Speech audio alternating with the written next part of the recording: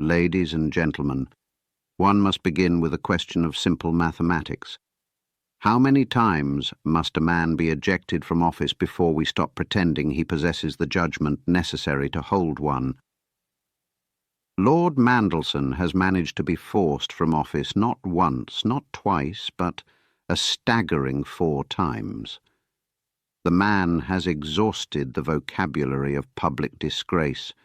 He accumulates scandals the way a magpie accumulates shiny objects, yet somehow remains convinced that nobody has noticed the growing pile of wreckage in his wake. It is a record that would be impressive if it weren't so thoroughly contemptible. Let us not mince words here. Mandelson is the political equivalent of a particularly persistent stain on an expensive carpet. You think you've got rid of him? You apply the appropriate solvent, and yet there he reappears, somewhat dimmer perhaps, but still annoyingly present. The man has more lives than a feline with private health insurance. His latest, and let us hope final, collapse into obscurity came just this weekend when allegations emerged of payments from Jeffrey Epstein, the late American financier, whose name has become synonymous with precisely the sort of depravity that should make any man of conscience recoil. But Mandelson issues a statement expressing regret and a general sense of no comment. Actually, I rather can't recall. How terribly convenient. How terribly Mandelson. But the truly remarkable thing about Peter Mandelson is his almost supernatural capacity for resurrection. Like some political zombie, he kept clawing his way back into the corridors of power. Brussels. He went to Brussels as EU Trade Commissioner, where he presided over scandals involving yachts and oligarchs, and favours dispensed with the sort of casual grace that suggests one is doing business with an old friend rather than beneficiaries of EU tariff policy. The man took holidays on Russian billionaires' yachts while supposedly regulating their industries. It would be laughable if it weren't so sordid. And then, after being out of Parliament, he somehow managed to worm his way back in again, first as Brown's business secretary, then as First Secretary of State.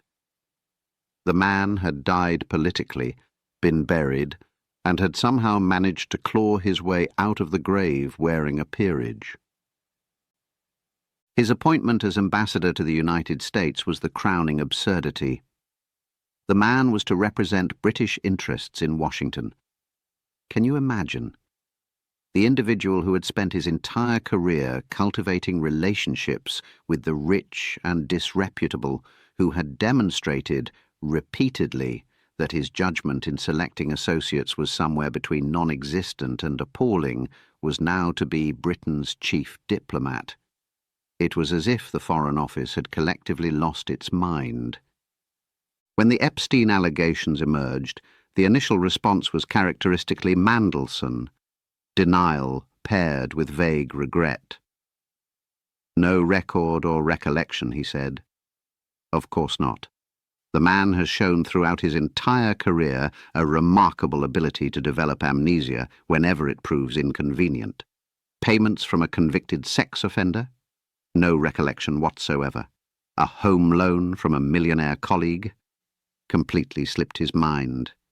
A favour to secure a passport for an oligarch? Surely you're mistaken. What's particularly odious about all this is the manner in which Mandelson managed to position himself, even now, even after this final catastrophe, as the victim. In his resignation from the Labour Party, he spoke of dedicating his life to the values and success of the Labour Party. Values. The man dares speak of values. This is the individual who spent 4 decades in politics demonstrating that the only value he held dear was the value of a good vintage wine purchased with money of questionable provenance. One must ask, what does it say about British democracy that such a man managed to maintain a position of such prominence for so long? What does it say that his repeated falls from grace were invariably followed by comebacks? The answer, I'm afraid, is rather damning. It suggests that the British political establishment is far more corrupt, far more complicit, far more willing to overlook the appalling judgment of its leading figures than we might wish to believe. Mandelson represents something deeply rotten in British public life. The notion that style trumps substance, that connections matter more than character, that the right school, the right accent, the right network of friends can paper over almost any moral deficiency. He is the visible embodiment of everything that is wrong with our political class. The assumption that rules apply to others, that scandal is merely a matter of presentation, that morality is negotiable. The only consolation in watching his final demise is that it comes at last, when even the British media, generous in their tolerance of elite delinquency, could no longer defend the indefensible. Jeffrey Epstein's predations upon children are not a matter of delicate interpretation.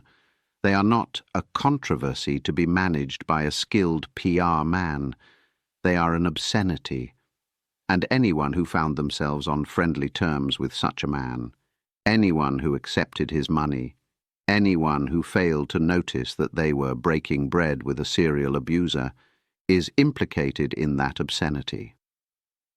So ends the career of Peter Mandelson. Not with a bang, but with a whimper, and a carefully worded statement that contains the sort of mealy-mouthed regret that one might express upon forgetting to return a library book, rather than the shame that should accompany association with a convicted sex trafficker. It is, one must admit, entirely fitting. Mandelson lived by spin and PR theatre. It is only appropriate that he should die politically by the same means, not through a genuine admission of wrongdoing, not through contrition, but through a strategic retreat dressed up as a principled stand. The man takes his place in the long gallery of British political rogues, distinguished not by the viciousness of his crimes, for he committed no crimes in the legal sense, but by his utter lack of shame, his incomparable capacity for self-deception, and his remarkable ability to fail upwards until physics itself could sustain the illusion no longer. And good riddance to him. The only surprise is that it took so very, very long.